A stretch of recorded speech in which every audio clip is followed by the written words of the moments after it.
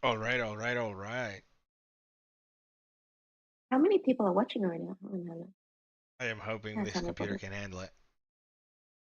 Hello, and welcome to another episode of Market Buzz. In today's episodes, we are hoping to talk about a couple of interesting topics. It's been an interesting week. I thought it was going to be very, very boring. It ended up being really, really hot. I'm painting my house. Things are happening. My room is a mess. Everything about my life is in shambles, but I'm making money, so I'm very happy. You know what I mean? I think every single popular investor sitting here is with a smile on their face. The crypto is showing the bulls, stocks are showing the bulls. Everybody be bulling today. But yeah, we're gonna be talking about the UK deal that Donald Trump signed. He got peanuts, and he's super happy about that. The Pope, interesting topic today. Nombre del Padre, del Hijo, del Espíritu Santi. Amen. We're going to talk about Bitcoin and Ethereum. What is the overview and what is happening in the sector? And last but not least, the NVIDIA deal that's happening too. And I want to talk about oil. I want to start a discussion about oil with you guys for sure. Any other things that I'm missing, guys? No, I All think right, that's all, it. all right, all right, all right. Let's get the show on the road. Akim, everybody wants to know. Talk to me about the Pope. Why is it important? Yeah, so Habemus Papam, right? We have a pope. Everyone was waiting to get the new pope. The relation with the stock market, I think there is one. It's not a very clear one, but I think there is one because it's the biggest gold treasury that we have in the world. It's the Vatican. So if they decide to offload all the gold, that could have major impact on the markets. Interestingly, it's an American Pope from the USA. It's the first time that we have one. It was not my personal favorite. I was hoping for the Portuguese one. There was a Portuguese one who was also a poet. But we have an American one, so that's also a smart way to avoid tariffs. So it's only a tariff play, eh? It's only a tariff. But right now, you gotta kiss the ring. I'm surprised they You know, didn't offer it to Trump first and then choose the other one. You know what I mean? perhaps they did, and Trump recommended the guy. And even the Vatican is hedging against tariffs. So that's really the key lesson here. You gotta do it. You gotta kiss the ring. You know what I mean? You gotta kiss the ring. Even the mafiosos know who's boss. But it's the truth. It's the truth. It's insane. It's insane. So, what do you think is gonna happen to the price of gold, if anything? I think they will continue accumulating gold. They've done it for centuries. They're going to continue accumulating gold. And talking about kissing the ring, the UK and the US announced a deal today, and I think that one will have more seriously. I think that one will have, and is currently having actually a lot more impact. I don't think Bitcoin and the stock market and cryptos are rising because of the Pope. I think they're rising because of the trade deal For sure. For sure. between the UK and the US. That's an interesting one. I haven't been able to catch fully up with it, but I saw the markets were very optimistic about the deal, and then it turns out the deal wasn't as great as it should have been. What are your thoughts on it? Who wants to pick that up? Akeem? I see you. I see you, boy.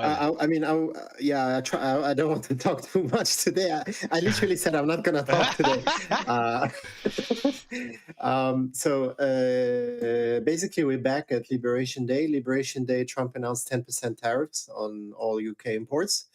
The deal is actually 10% tariffs on all imports from the UK, except steel and cars.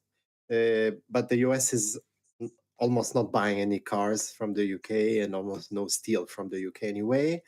But it seems to be enough for the markets to have this euphoria because most importantly, it's not the deal itself that are going to boost any kind of earnings of any company.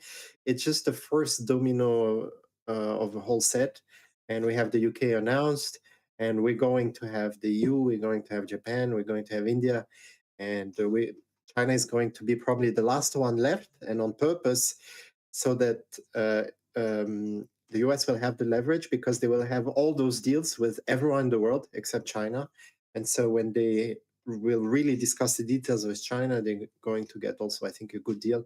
And I think the market is understanding that. And that's why the stock market is really soaring today.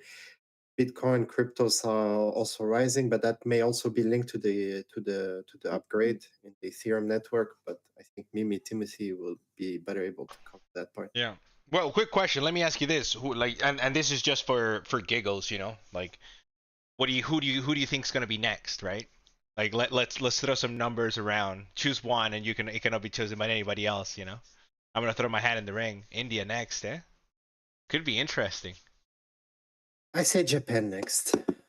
It's the closest ally with the UK. It's Japan. Japan next. Timothy, who do you think? No idea. I'm honestly not following even the trade war deals.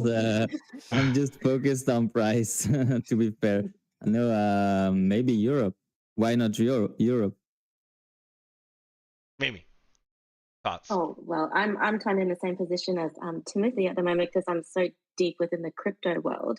I mean, I rely on you guys for a lot of macro, but I mean, it makes sense to say India. That would be what I'm thinking right now.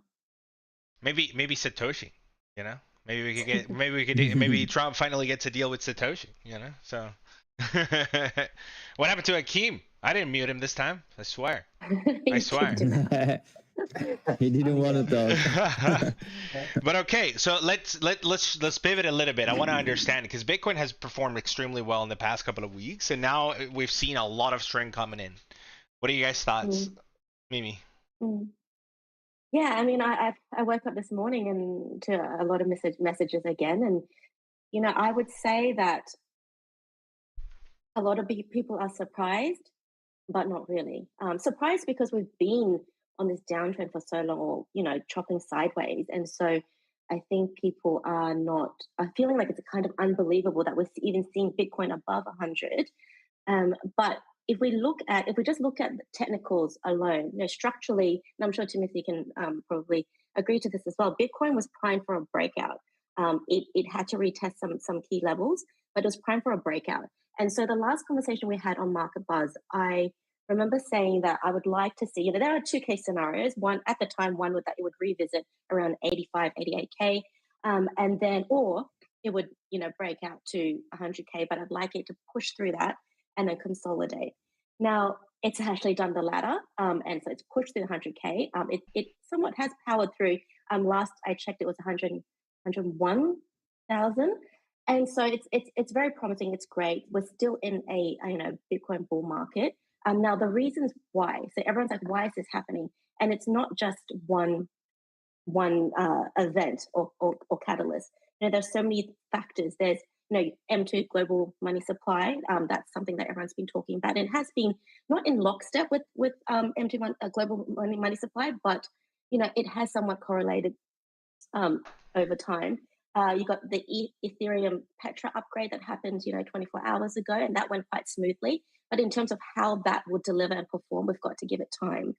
Now, also, we had FOMC as well, and we had a pretty, neutral dovish Powell. And so I think that's right now, potentially the market is pricing in a rate cut in June. So that's something to take into consideration.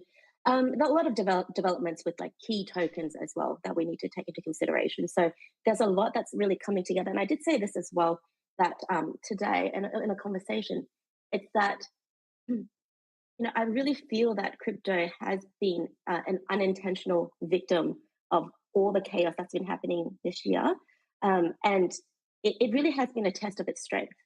But even through all of that, it's been really strong, holding well. And so that's something we need to think about. And I think that once everything aligns and everything is beginning to align, that's when crypto, Bitcoin specifically, can perform. And if Bitcoin performs well, so will crypto over time. Nice. Okay. Timothy, give me the other side. We're going to do the 2-minute claps? Don't get me started. Yeah, I totally agree with Mimi. I want to add on top of that if you look at Bitcoin's history, it's moving in 4-year cycles, and right now Bitcoin is in the third year of the 4-year cycle, which is usually the most bullish part of the cycle. So although we had a big correction, 30%, it's not unseen for. So in the previous cycles, you had many 30 to 40% cycles. I have to be honest, I really scaled out of Bitcoin thinking that it could head lower.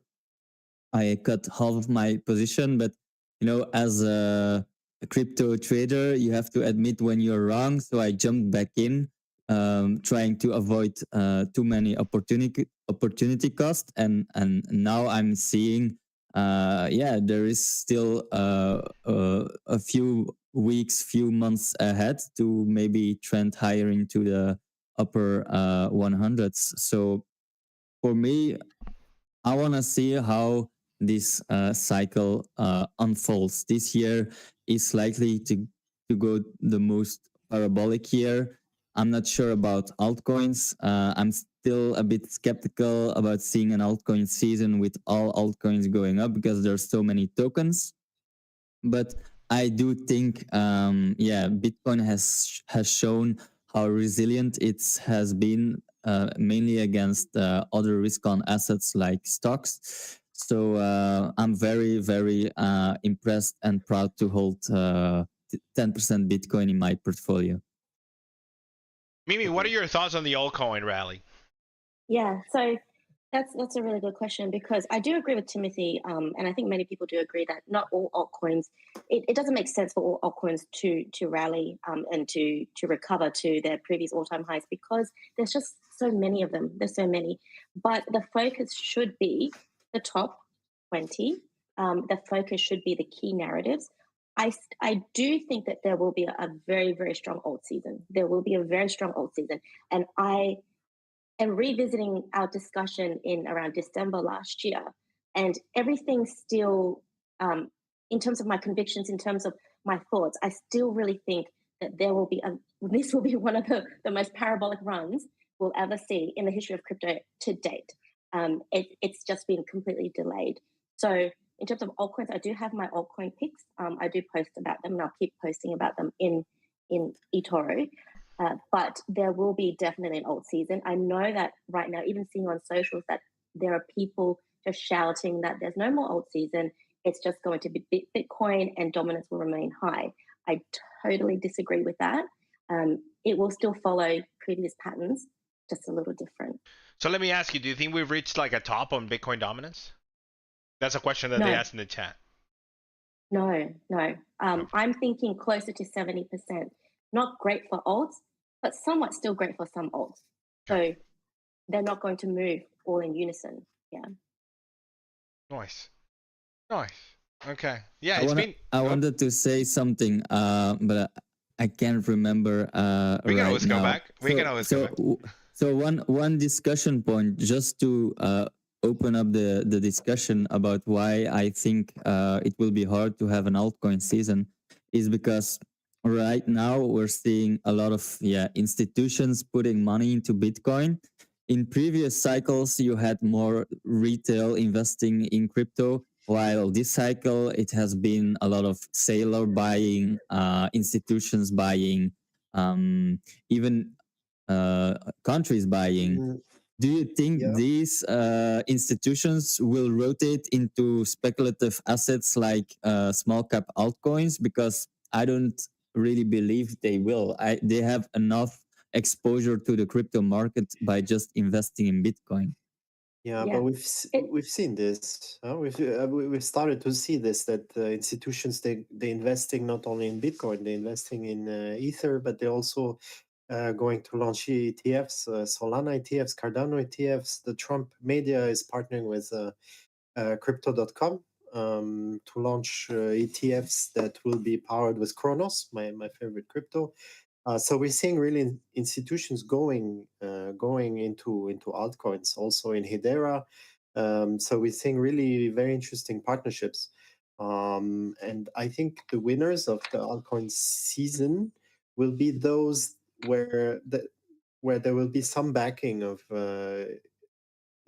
or some inflows of institutional money, because when institutions invest, they invest billions, so that can easily double, triple the market cap of an altcoin. So we might see actually more impact on altcoins than on Bitcoin, that already has a market cap of how much is it now? More than $1.5 trillion, and already has ETFs actually investing in Bitcoin. That's why maybe there's not as much room for Bitcoin now at this point in time than for some of the altcoins, in my opinion. Of course, this is my opinion. Yeah. I mean, I agree with that, but I do see where you're coming from, Timothy, and I think that is a concern of a lot of crypto investors, because this is a very different environment for all of us. We haven't seen this before, and I think, I could be wrong, but I'm pretty confident as well that we'll see an alt season. Now the question is, like, how will the liquidity rotate out? The one thing that really comes to mind for me is I come back to, how is society being shaped right now? I keep coming back to that because that's the most logical explanation on why alt season will arrive. You're talking about like AI and gaming, that's going to be huge. You're talking about real world, tokenization, that's going to be huge as well. Just how is the world being shaped right now is where the liquidity will shift. And I completely see where you come from, Timothy. That is obviously a thought and a concern for some crypto investors, but that's my stance, and that's how I see it.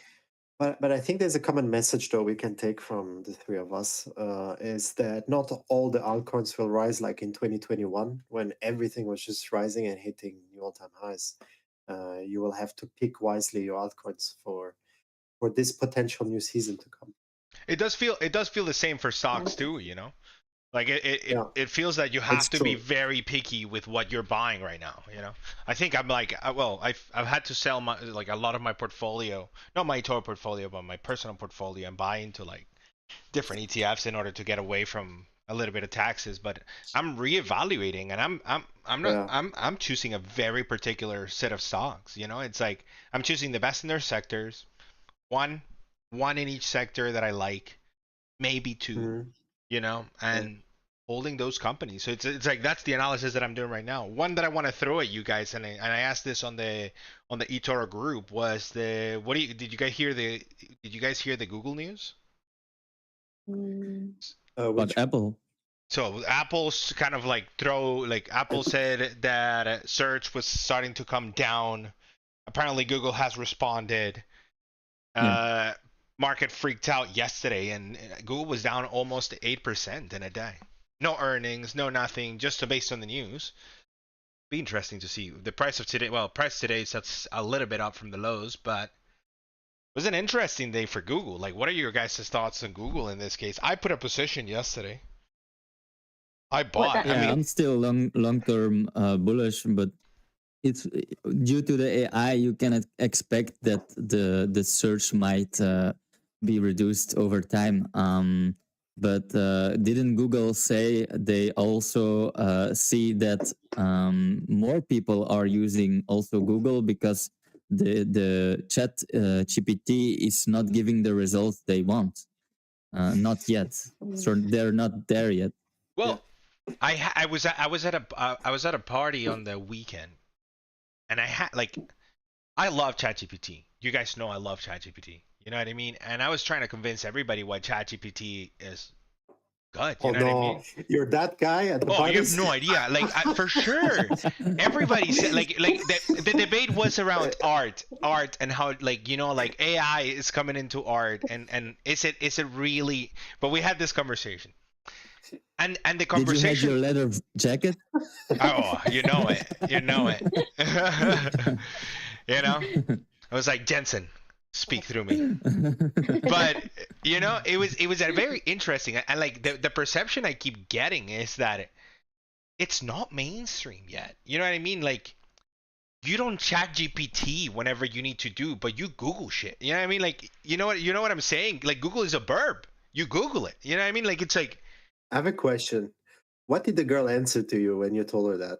Yeah, she was like, "You're wrong." Yeah, like, but I was like, "Yo, like you have no idea. Like ChatGPT is nuts. Like you should pay for it. Like I'm like $20 a month to get a worker for sure." But people still don't Please. see it. The majority still don't see it. The majority still don't see the revolution. Like we're still so early in the innings, No, it's true. you know? Yeah. So it's like with Google, for example, it's like, yeah, we might see some decline in search. And let's assume that they said, because I believe Google answered back. And apparently that's partly why the stock has bounced. But And also, Chat GPT or another language needs Google. They retrieve data from Google. I mean, I've seen all new This is world what I said, opening. Timothy. You can continue, Akim, and I know you said it, but I've been trying to scrape data from Twitter and Google myself. It's so easy to do right now to just get data so fast from Google or Twitter or some other news outlets with some AI bots, and they can just summarize things in a few seconds. They can make content in a few seconds. They Like- can write newsletters for Yeah. you in a few seconds. PDFs, you can analyze PDFs, you can analyze your finances. The way that it just does the work is amazing. Mhm. Plus the fact that like the thing is just like the way that I look at it, and this is relating back a little bit to Google, is just the idea of how Google is like an octopus in every single hand and every single pot. You have Google Docs, you have Maps, you have so much Yeah. stuff where AI can be implemented already. You know, it's like if we think Microsoft has an edge because of the amount of access they have, how much does like a friend of mine lost his phone. He went on a trip, he lost his phone. He was like, bro, like I couldn't I couldn't like it took me 3 hours to find my hotel. Somebody stole my phone and it took me 3 hours to find the hotel. I couldn't just find it. You know, it's like so it was like because we're so accustomed to having our phones, like our everything is through there. So it's like it's super Mhm. intriguing how Google Yeah. has access to all of that data, all of that infrastructure, all of that we don't see, and people just it's just search. It's not just search. It's not just search. You know. Yeah. Yeah. I mean, But I think Google. apparently, Akim doesn't want to use the Google apps. He just wants $1 million instead. He's happy to live on an island without Google apps. Yeah. Just a quick word on this, and then I let you, Mimi. It's a technology sector, so technologies will become obsolete. It doesn't mean the company will fail. The company has a lot of services, and if the search engine dies, I'm sure they will rebound on other things that will be used more. So if search engine dies, it's probably because Gemini will be used more Yeah. than Google Chrome, for example. So I'm not worried from that aspect. And Google has shown, its ability to reinvent itself and create new technologies and innovate. And they have a huge amount of cash, so they can easily buy Perplexity, for example. It's always a possibility.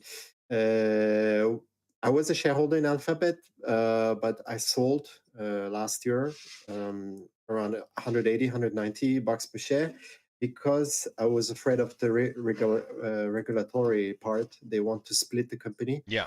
and it looks like they're really determined to continue in that path. Even now, with Trump and a new administration, they want to split.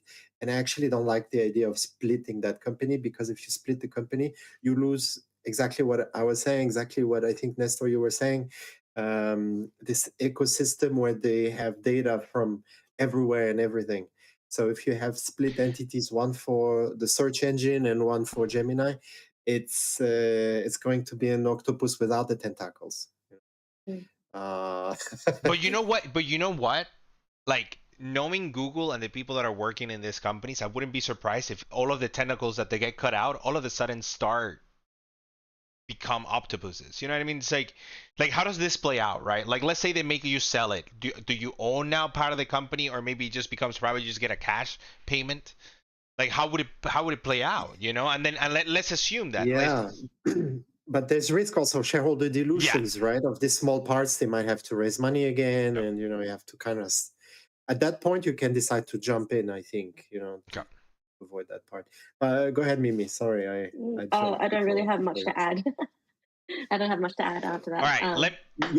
You have experience in technology. It could be valuable here. Well, I was just no. I was just really going to say that yeah, you talk about innovation, and I think that Google will do exactly that. It's not going to be like a Kodak or a blockbuster moment where Netflix just takes over and they're gone.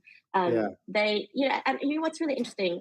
I was actually thinking about this very moment about a week ago when I was walking around town with ChatGPT in my ear, and people just think I'm on the phone or talking to myself. And I cannot live without ChatGPT in my ear because I'm constantly picking up things. Like, what's this? Where's this?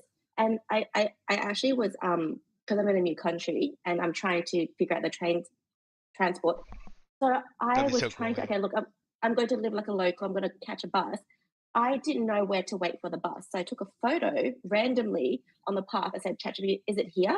It's like, no, it's behind that pole. It's just incredible. Yeah, that's nuts. How advanced. It knows exactly where I am, and it can see, it's like, those lines, those white lines just stand, a meter after that. I'm like, this blows my mind, and I don't know if everybody is living this way. I do have a love-hate relationship with my ChatGPT. I mean, I love my ChatGPT, but I am also very frustrated because now it's at a level that's so advanced that I expect so much from ChatGPT that I get frustrated when it doesn't do it. When it doesn't do it, and when it gets it wrong, I'm like, why are you getting it wrong? Like, this is so simple.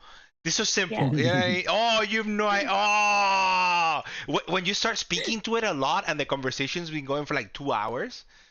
You know what I mean? Like this takes me to Meta, and this was interesting. I heard Zuckerberg speak, right? And it's like right now ChatGPT can remember about an hour, 2 hours of a conversation. Zuckerberg was like, he wants 2 years or more to be. He wants to be able to siphon back all the way back to 2 years.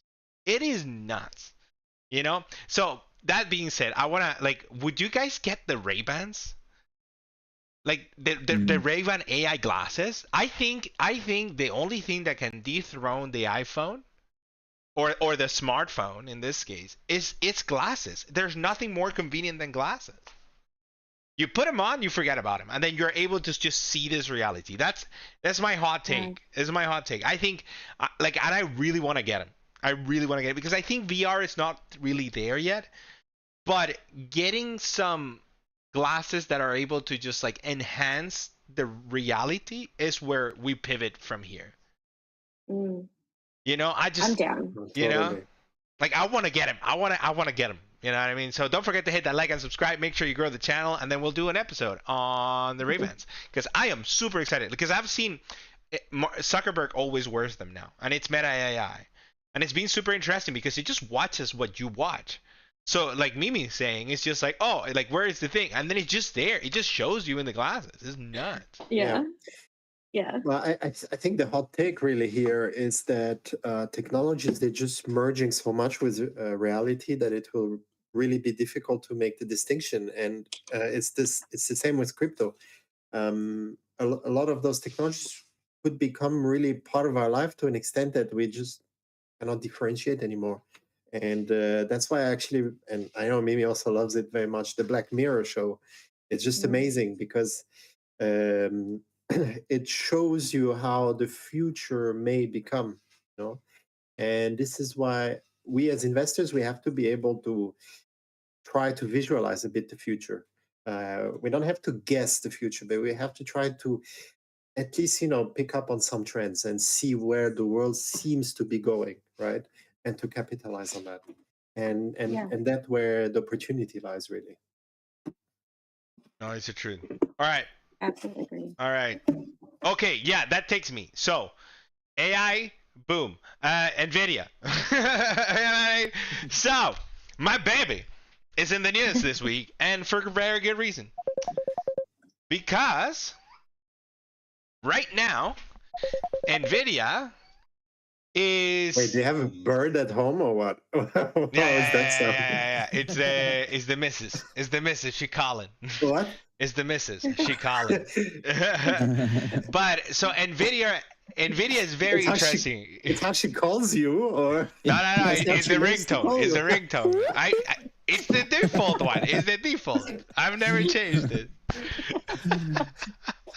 But let me tell you. So let me tell you, Nvidia right now. So Trump apparently is not gonna go ahead with the Biden chip rules, which the market thought was the most bullish thing ever for Nvidia. I am not so sure. Because what we know from Trump is that he's gonna go in and he's gonna trump it up.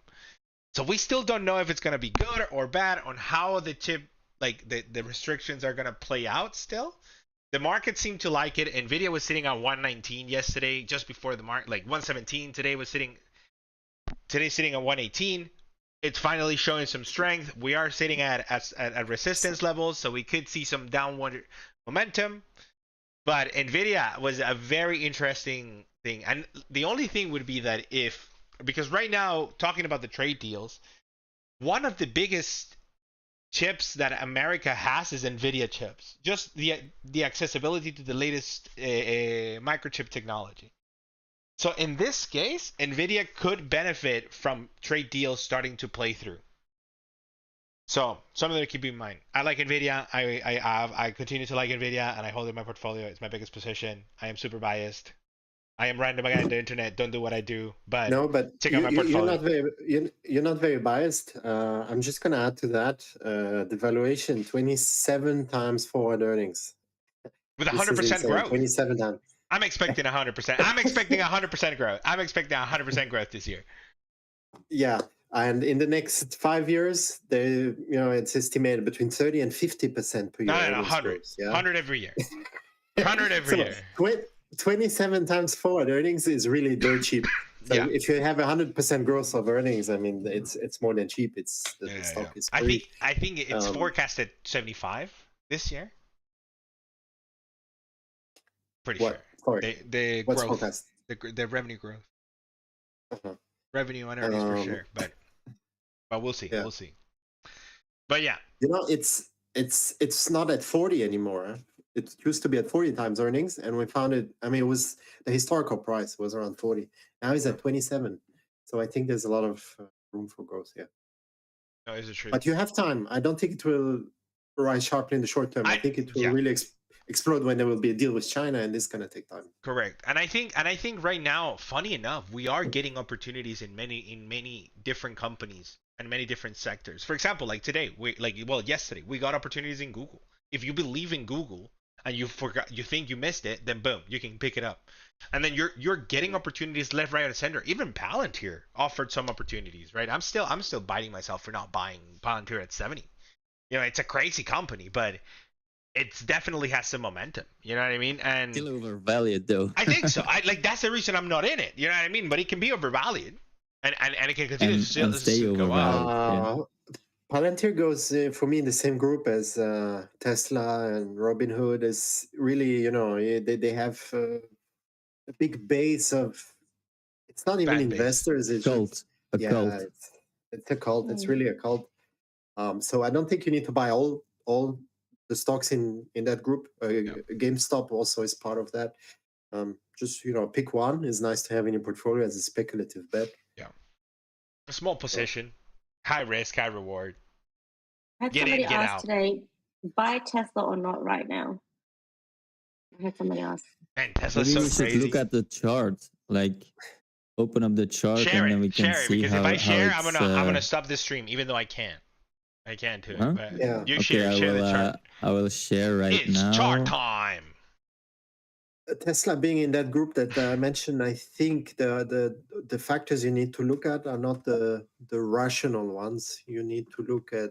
Am I in profit in Tesla? Nice. You need to look at the sentiment. Finally. So it's what's like that? it's a little Musk The trade. Right? 100-day moving average, or That's a 200, but on the 200? weekly.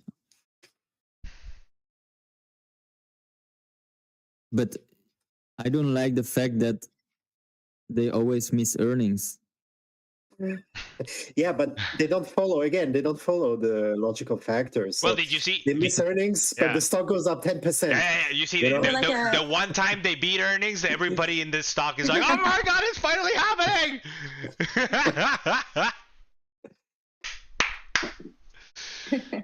But he's just like, yeah, like I'm not sure. Like Tesla is just like it's an Elon Musk trade. I like Elon Musk. I hope he gets to Mars. But I But hope he makes if the you robots. look at technical level, I mean, it just made a new higher low on the longer term time frame. So if you're bullish Tesla in the long term, buying here is much better than buying at 500. You know. Yeah. Really? Really? Is it true? I'm seeing very logic things. Akim, you say that. You say that, but there are people and that I'm gonna buy it. I'm gonna buy it at 500. I'm gonna do that. Akim said, buy high. Sell even higher. Sell higher. Buy higher. It's a trend. It's a trend. Man. Is there another chart we want to show? Somebody asked me about Palantir. Somebody asked me about Palantir. Like I like trading Palantir. I enjoy trading Palantir. I enjoy it, but I can't put it like I still don't I don't fully understand it. You know what I mean? And I'd rather invest in things I understand than in things that I don't understand, Jimmy. But Palantir is doing great. They're doing fantastic. They're doing having, fantastic. Great earnings, and yeah, they kind of have a moat. So I'm more bullish Palantir than bullish on Tesla. I remember buying Palantir even in 2021, but it came down. But I remember buying Palantir a lot here, and I said to my followers, it's gonna be the new Apple, and I still think it has the potential to build out a wide moat and become one of the Mag 7s. But you were selling, no? You sold a lot recently or not? I've been selling here. Yes, I've been selling here around 80 to 120, and there's nothing wrong with selling. You can take profits. Because especially when a stock is overvalued by 10x, I mean, it's not realistic. So it's okay to reduce risk in some position and then allocate it in another tech play like NVIDIA, because NVIDIA is a bit less overvalued than Palantir and still an AI play, in my opinion. So what I think is Palantir is still a bit more speculative than NVIDIA. So my allocation in NVIDIA should be higher than Palantir. That's how I see it. All right, guys, we're gonna do. I want to talk about a controversial topic, and I want to understand. Nestor, usually now is more or less the time for the segment where you ask us for like price targets and the bullish scale. Oh, you want to do bullish scale? Has it changed? Okay, tell targets. Me. All right, it's okay. It's bullish. No, price targets. I want to do price targets today because like let's do price targets. My price target right now is up. You know what I mean? Like it's like great to great. But I'm price target on Bitcoin and. All right, no, but let's do bull and bear scale. I'm down to do bull bear scale, and then we can do price targets. Akim. Okay. Where you at now? 11. So I was 8, and then I was at 9, and I'm not gonna go higher. I might go down a little bit to 8.5. The reason is Jay Powell. We haven't talked about it actually. Yeah, we mentioned it really quickly. Yeah. I mean, it was a bit of the same. Yeah, I mean, he's very pause, very pause-ish. Okay, so just he's not hawkish, he's not dovish. He's like really in pause. He's on vacation. He's enjoying his time, and the whole Fed is on vacation, and they want to see. They literally said they want to wait until something breaks. That's literally what they said.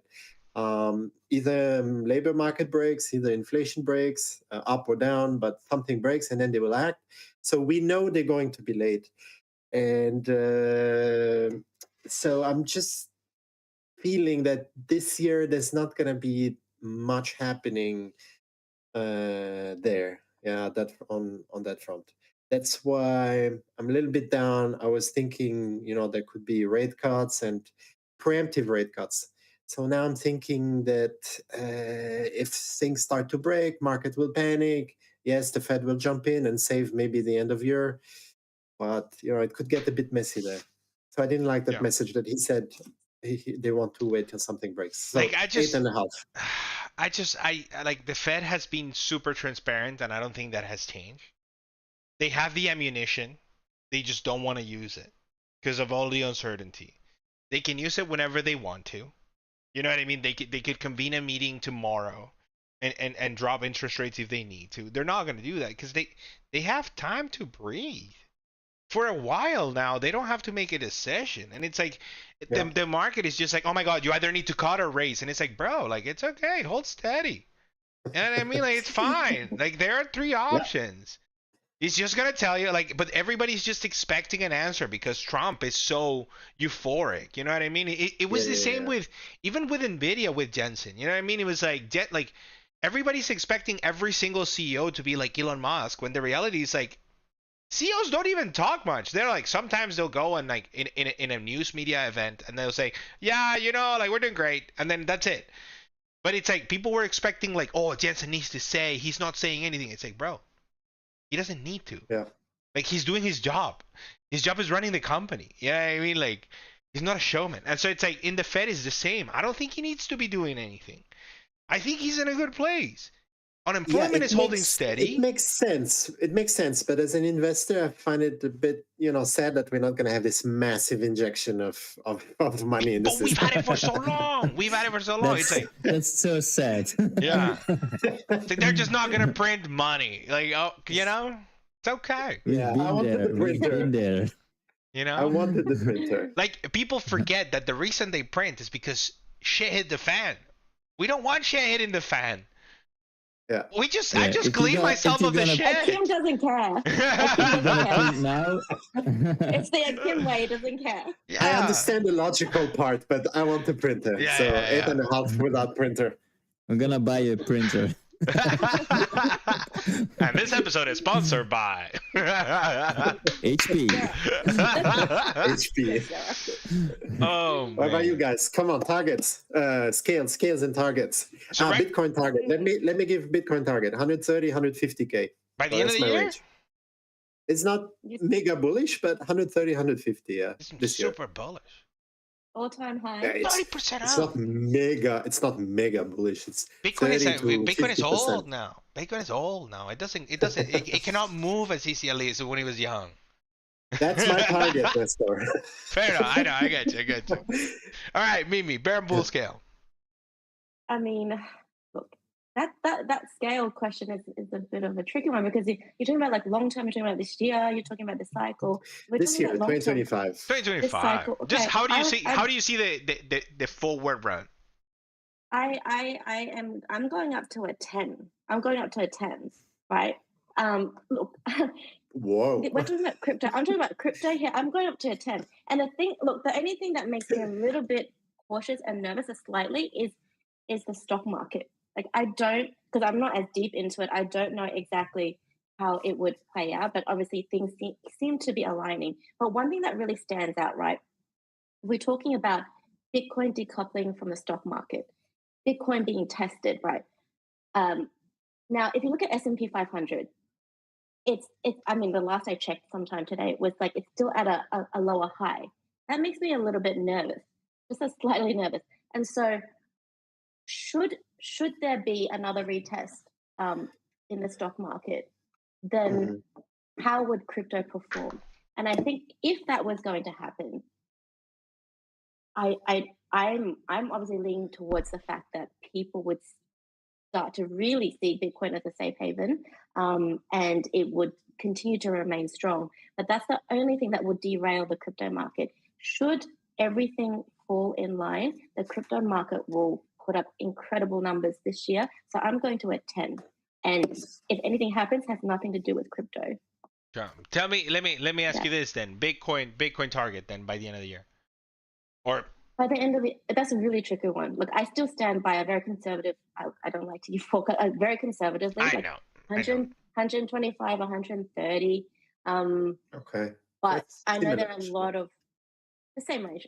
There's a lot of numbers being thrown out there, and Yeah. I mean, that's where I am. I mean, it's a It's smell in funny the wind. because Timothy, I think, is the most bearish from us, and his target is like way higher than ours on Bitcoin. Timothy, Yeah. taco to No, me. what I Bear and bull scale. when I check my targets for Bitcoin, I look at how it has moved in previous moves within the cycle. So each time Bitcoin did like one parabolic move within this cycle, so in the last 2 years, it went up around 90% from the lows. And so measuring 90% from 74K brings us around, I should check, 130, 140K. So that's basically my target. And it's funny because at the start of May, I posted the stats for May. In a bullish May, you can have Bitcoin go up 20%, and that would bring Bitcoin end of May around $112,000. And at the beginning of May, it seemed like very outfetched, but now I'm starting to think that maybe it's possible. Yeah. It's crazy that we have actually all the same target. I mean, just for the audience to know, we didn't agree on the target beforehand. Are you still a 3, Timothy?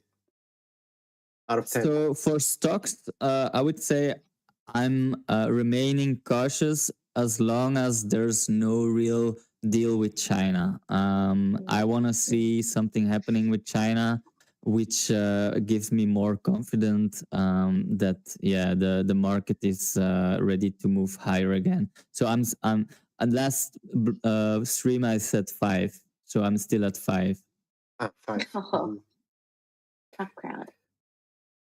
What about you, Bitcoin Nestor? target.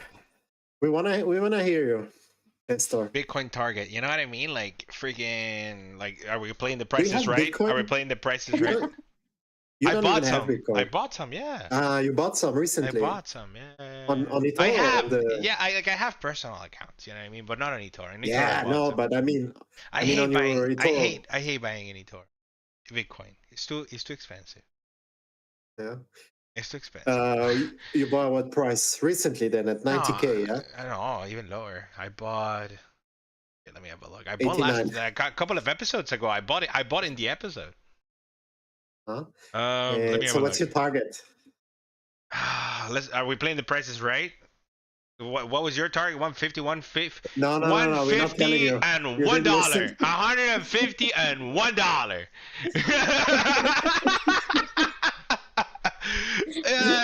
It's so hard, it's so hard to know. And That's what she said, or when did I buy? Here, let me look at my Bitcoin purchase. I'm 20% up on Bitcoin. Let's go. I bought at 83. 83. Very good. You What's were the my one target? 3 out of 10. You were the one 3 out of 10. No. I was saying no. You were mega bearish, like very recently. Did I? Do you remember that? Yes. You were at the same level as me, Nestor. Did I go to 3? Yeah. Me? 3? Never. I'm at 15. Please.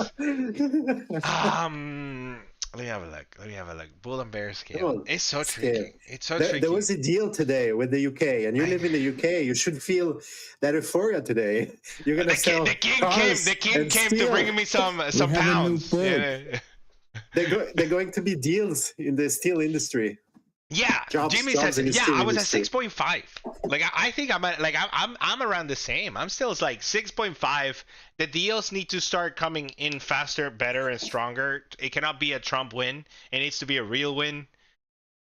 I don't know. But at the same time, I've also my tariff scares have come down a lot. Like I don't think the tariff fears are as high as we initially thought, where the world was going to end. I think But if you look forward, there are not that many fears actually anymore in the market. Yeah, we're starting to Market's go. not scared of We're starting to anything get through currently. them. Yeah, we're starting to get through them. But the thing is like people are saying that the effects of the tariffs are going to be shown like by June, July, right? So it's like we're still not going to see the effects. It's going to be so tricky to kind of understand. But and then the uncertainty still remains of him trying to say. Like he can just change, and it's like it's so tricky. Like I'm even stop paying attention to him. So Like I just wait for the news. Yeah, no, I check every post he You're becoming makes. Warren Buffett. I'm like, yeah. I mean, yeah. Without the cash, Warren was Warren was more interesting this week because that's another thing that happened. You know, Warren is retiring. You imagine he retires and the market plummets? That's crazy.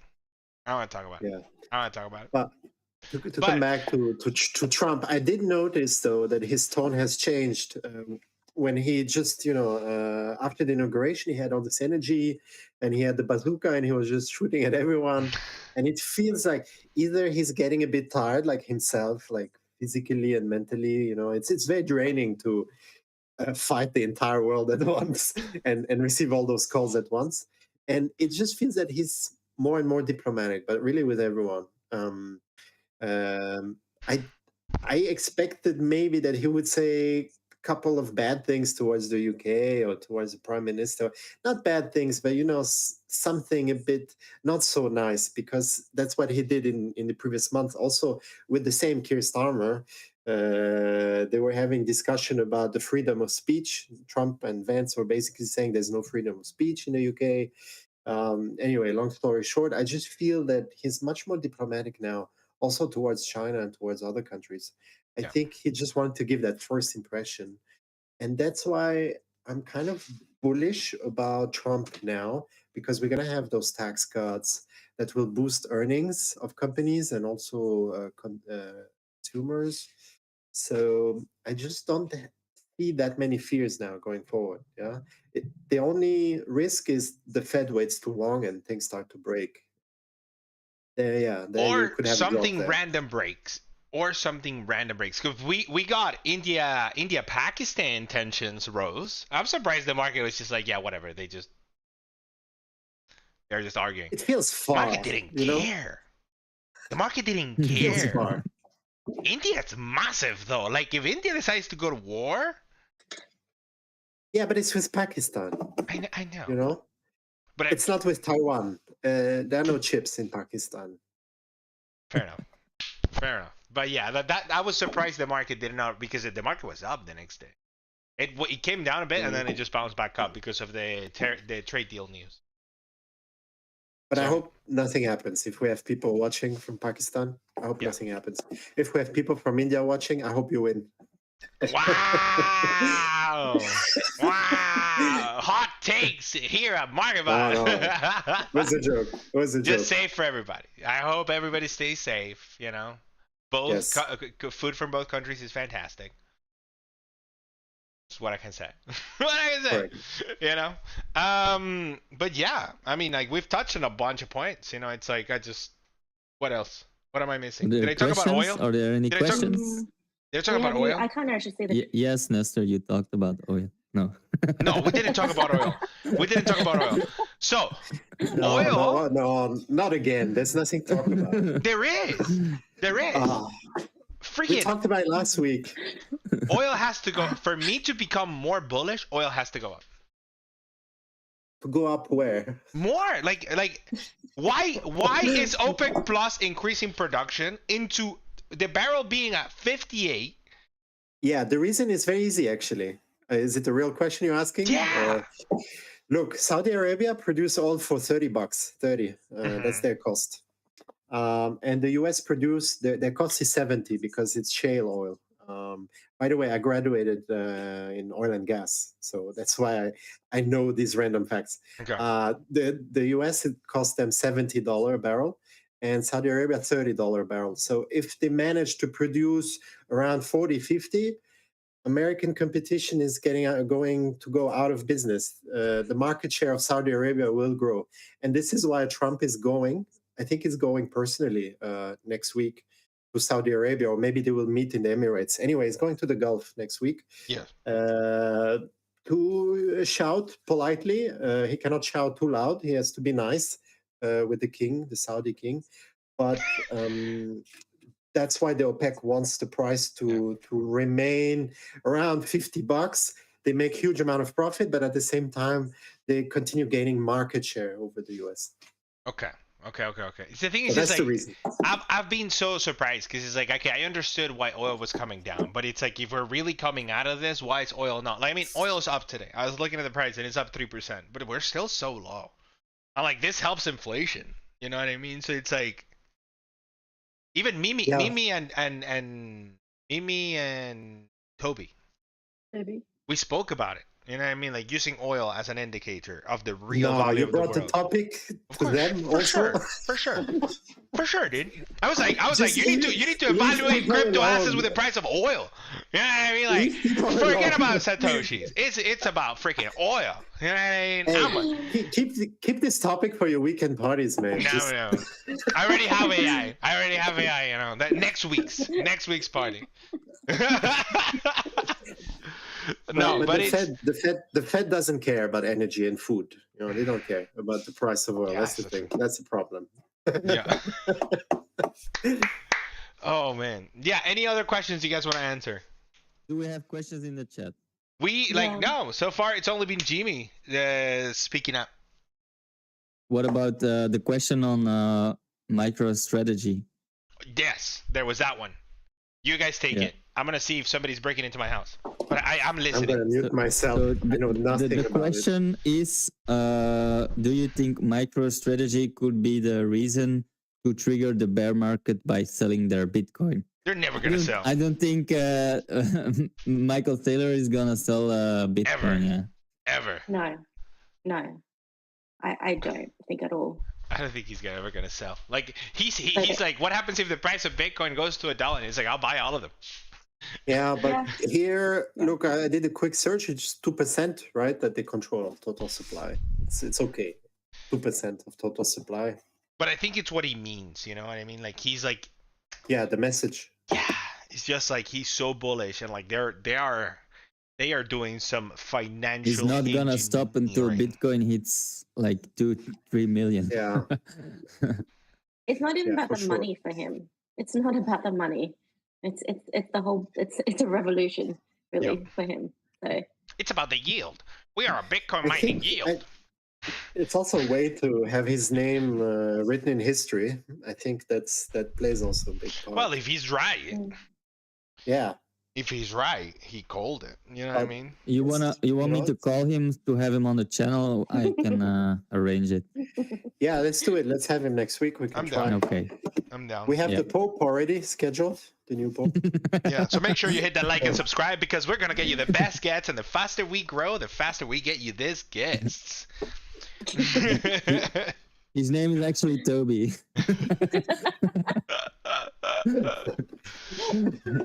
But yeah, make sure you subscribe and make sure you. Well, somebody's asking Indian and Check our Pakistan links. effect. We talked about it, Rahul. We talked what's about the it. question?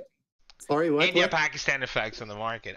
Right now we're not seeing it. No, let's talk again. Like, what happens if there's a nuclear war actually starting? I think this is like the question here, actually, behind that question. Like, what happens if there's a nuclear conflict in that part of the world? What do you think it normalizes it if we start throwing them? Apple will have to move to another country, right? They just moved from China to India. They will have to find another one. So I see one big loser here, and only one actually. Apple. It's Apple. I just want to add, Team Cookie's getting beat up. Every time there's a war happening in the world, I mean, the market always rebound from it. So in the long term, I don't have a feeling about what it's going to do in the short term, but in the long term, I'm sure the market will continue to go up, and it's going to be a buying opportunity if we see a crash coming. And this is the thing with like investing in general. If we just look at like holistically, there's always you've got to leave room for the uncertainty. You have to. The only thing as everybody knows this, the only thing we can control is ourselves. And like Timothy said in a few episodes ago, leave some cash. I think that was Timothy. Always leave cash. We always know that. So And now I'm like, shit, I should have bought more. Yeah, it's the usual thing. It is the truth. It is the truth. yeah. Well, thank you everybody so much for watching. We appreciate your comments. Jimmy, MVP, I'm giving you freaking mod. So enjoy the powers. I'm giving mod to everybody. Like every single viewer we have is our mod now. So enjoy the powers. Do we have any other questions? Are we in the deep end now? Yeah, we're in the deep Are we end. entering the deep end? We're in the deep end. This is the Right, deep I end. love that part. If you It's made the it this part I far. love the most. Yeah. Can you do the Market Buzz logo song? Oh yeah. Freaking Yeah, that's the start of the deep end. Thank you so much for watching another episode of Market Buzz.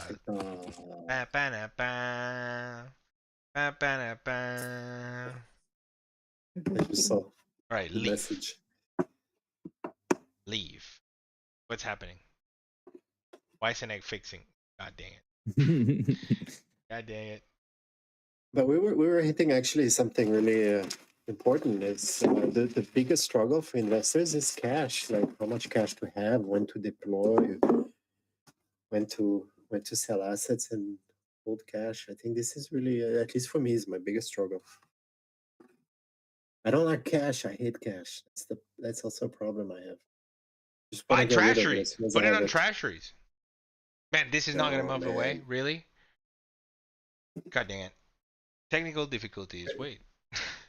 Where treasuries literally underperform everything. I mean, I'm not 60 years old. Yeah, but treasury is getting paid just to hold money. You know what I mean? Yeah, but Like it's better than cash if you have to choose one. it's like I'm telling you I don't want to commit suicide by jumping from a bridge, and you tell me jump from your building. At least it's closer to home. Yeah, you know. You know, it's still So dark. So dark. still the same outcome. Wow, the deep end.